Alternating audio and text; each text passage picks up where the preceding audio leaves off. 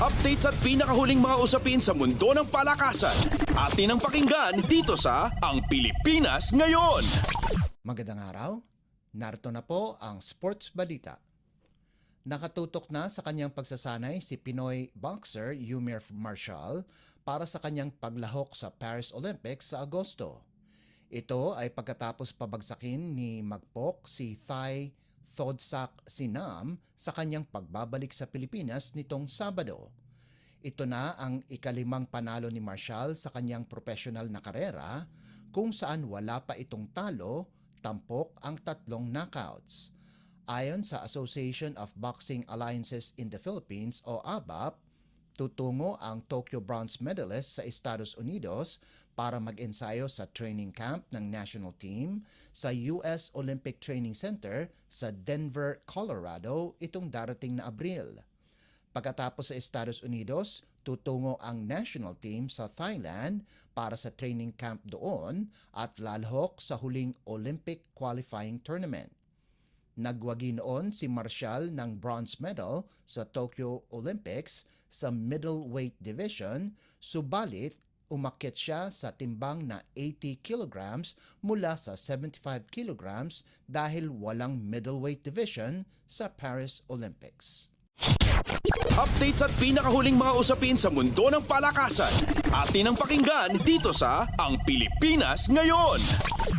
Magsisimula na ang Season 99 Volleyball Tournament ng National Collegiate Athletics Association o NCAA itong darating na Abril 7, kung saan ang defending champions ng De La Salle College of St. Benilde at University of Perpetual Help System Delta ay tangkang makopo muli ang kampyonato sa women's at men's division.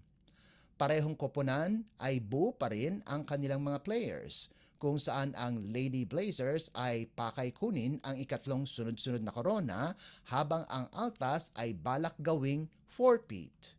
Nagbabalik sa koponan ni Jerry Yee ang veteranong outside hitter at dating most valuable player na si Micah Go, nakakagaling lamang sa injury para palakasin ang Benilde na pinangungunahan ni Gail Pascual at Jade Gentapa, ang mga finals most valuable player noong season 97 at 98 ayon sa pagkakasunod. Kasama rin sa mga nagbabalik sa CSB sina middle blockers Michelle Gami, Zam Nolasco at Christy Ondangan, setter na si Cloan Mondeñedo at libero na si Fiona Gettigan. Samantala, layunin ng Perpetual Altas na pahabain ang kanilang paghahari sa men's volleyball. Ang koponan ni head coach Sammy Acailar ay sasandigan muli kay season at finals most valuable player Louie Ramirez, pati na rin kina Jeff Marapok, Michael Medalla at Casey Andrade. Updates at pinakahuling mga usapin sa mundo ng palakasan. Atin ang pakinggan dito sa Ang Pilipinas Ngayon. Pinaramdam ni Savvy Davison ang kanyang presensya sa sunod-sunod na panalo ng PLDT High Speed Hitters para sumosyo sa liderato ng 2024 Premier Volleyball League o PVL All-Filipino Conference. Nag-average si Davison ng 21 puntos sa 2 laro itong nakarang linggo para makasama sa tuktok ng team standings ang defending champion Creamline at Choco Mucho.